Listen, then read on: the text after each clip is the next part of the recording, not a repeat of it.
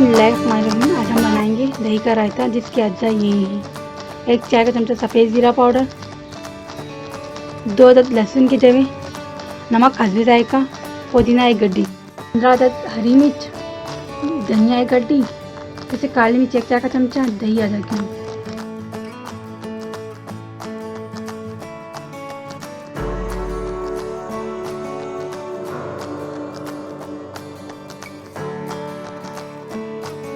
अब हम तमाम अज्जा को एक साथ ग्राइंडर मशीन में डालकर अच्छी तरह से ग्राइंड करेंगे 1-2 मिनट तक।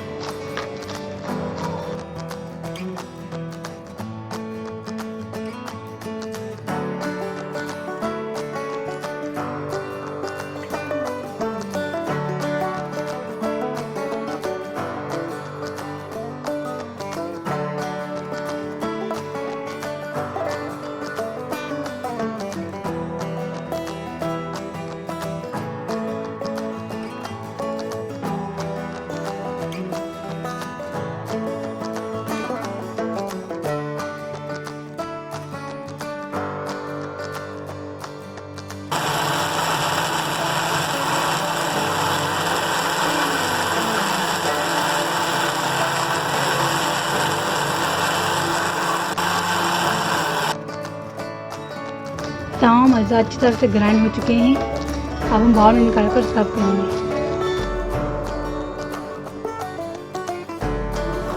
लीजिए, आपकी मज़ेदार दही का रायता तैयार है।